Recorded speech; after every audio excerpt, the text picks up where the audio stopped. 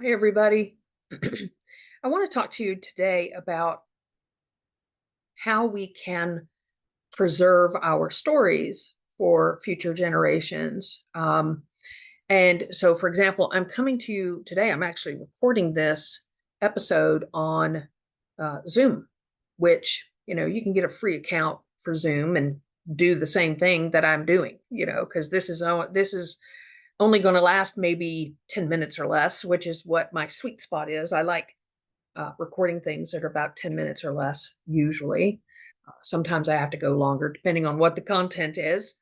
But in this particular case, one of the things from a family history preservation standpoint, there are tons of websites that have lists of questions, family history questions. So if you went out there and Googled family history questions, you would find all kinds of stuff or ideas about what you could talk about to future generations.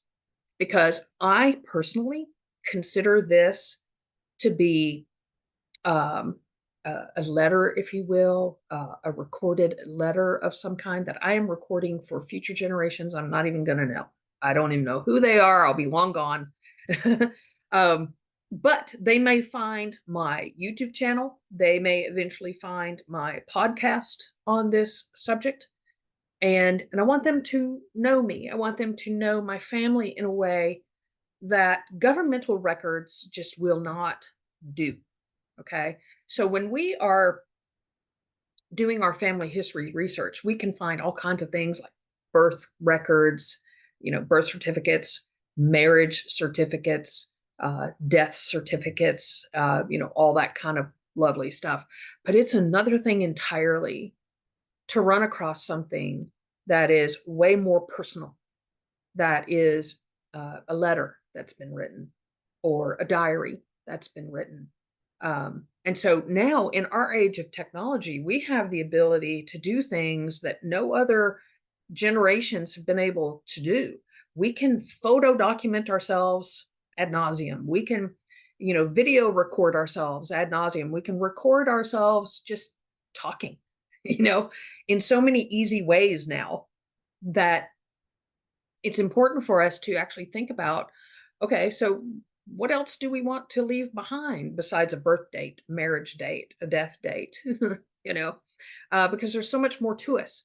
And I remember when I first started working on my family tree at 16, because of a US history project in high school, um, I was blown away when I first started actually running across actual letters. So, for example, one of the first things that I found was a letter that was written during the Civil War between some grandparents, a set of grandparents, and this particular however many greats grandfather never returned home. He died on the battlefield. So having that letter puts, even though it's a very ordinary letter, this letter is not talking about anything other than, hey, I hope you're doing well. We're doing okay, and talking about what's happening at home and all that, because it's written from the wife to the husband. And she's just talking about ordinary things. But it gives me a certain insight into what their lives were like, you know. So, for instance, on his Civil War record, he's listed as a shoemaker. And in the letter, she actually talks about the fact that she's making shoes for the kids. I'm like, wow. So she knew how to do it too. She had learned how to make shoes. Okay. And so it's a little tidbit that you would never get without a letter. Okay. I mean, I knew he was a shoemaker, but I didn't know that she also knew how to make shoes. That was a pretty cool little tidbit to learn about this particular, however many greats grandmother. Okay. Um, I have found writings of other people, and, having those has been powerful. I also have a lot of photos of family members that goes back several generations. My mother and my grandmother were kind of a hoarder of pictures, which I'm glad they were, you know. Because, if you look at my family tree on Ancestry, I have tons of photos. I have all photos of my grandparents. I have all photos of my great grandparents. I have all photos of my great great grandparents, and I have smatterings of photos that go even further back. So I have an incredible treasure trove of those things. But as we go forward, in our age of technology, we have so many other opportunities, right? So we have Zoom and we can talk to people around the world. So if you're not close to your grandparents, if you're not close to your family, you could still jump on Zoom and do an interview, and with Zoom, it also records an audio file. And every time I do a recording like this, I also preserve the audio file and put it on my podcast. Okay. Because I don't know how somebody in the future may find me, and may find information about me and what I say about my family, etc. But I want them to see a pretty good glimpse of who we were, what we represented, what we thought about, what was important to us, etc. And I can tell you this is a treasure for future generations. It is important to do these kinds of things. Um, so, for instance, today, one of the things I thought would be fun is one of the questions that I found online, about your family history, was to talk about a toy that maybe you had from a childhood that maybe you had kept all these years. Well, I'm turning 60 this year, and so I thought, oh, I actually have something from my childhood. It's not a toy, but let me describe, kind of what happened here. So, my mother, Mary Bell Skelton Bonner, Skelton was her maiden name. She was an avid reader. This woman could get lost in a book, and I remember as a kid when she was reading a book, she was totally immersed. If I wanted her attention, I would actually have to go poke at her to get her to notice me. She was that engrossed when she was reading.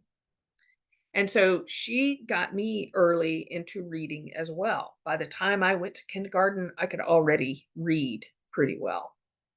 And so I remember one time, and I was still really young. I probably was still in elementary school at the time. But I remember one day I had this conversation with her. I said, Mom, you're reading a book that doesn't have any pictures, because I was used to at the time reading things like Dr. Seuss books, that type of thing. Right. Um, I had to have pictures. And so I thought it was kind of weird that she was reading this book that didn't have any pictures. And she said, when you're reading, your brain, your mind can actually create pictures. And I thought, well, that's a novel idea, you know? And she said, you might be ready now to have a book that has less pictures in it. I said, okay, I'm willing to try that. And so she bought me a book, and I still have it. Um, this book was called Ribsy. You can still find it on the internet, actually. It was written by Beverly Cleary in 1964. That was the year I was born.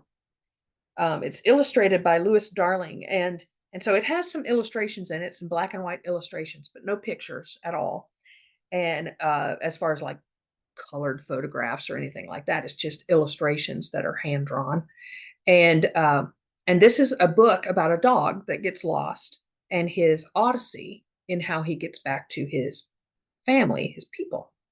And so this is the first book that my mom bought for me that didn't have as many pictures in it. And it was much longer. Most of the books that I had been reading up until then might have been 30 pages long or something like that. This was 192 pages long. And so I had lost track of this book actually. But my mom kept it. My mom kept it. And I think for a birthday, she gave it to me as a present. And so I have kept it. So this book is 60 years old. It is as old as me because I'm turning 60 here soon. And it's one of my most prized possessions. Okay. And so I hope that my family considers it's an heirloom. It's still in really good shape. The book binding is not broken or anything. It's in really good shape, so it can last a lot longer. So I hope my family keeps it, you know. And in some ways, maybe eventually, one of these days, you might have to turn it, my future family may have to turn it into a digital copy or something like that. But this book is something that I treasure, and it is from my childhood. All right. So now you can see sort of that these stories can be incredibly powerful for future generations to run across. And even with this, like I'm posting this on my YouTube channel, I'm posting it on my podcast about family history. And you can use it as sort of a guide of how you might do an interview with someone over Zoom, for them to talk about their family history and their background and all that kind of stuff, right? And honestly, there is this is priceless for future generations to find. It there is no amount of money that could even come close to what these can mean to future generations. You don't have to do a ton of them, just a few, you know. Um, and you might get a bug to do a lot of them. Uh, and so that's entirely up to you. Okay, so I hope you find inspiration in that and that you'll try some of these out. Because, you know, my YouTube channel, for example, is fairly scripted in the past. And most of the videos that I have done are, not personal like this. I mean, they are, but this is different. This has a different feel than, some of the more produced type of videos or podcasts that I've done. Okay. All right. So I hope this helps you to think about these future generations and what they may find about you, because it's really incredible when you do them. Thanks so much, and I'll talk to you soon.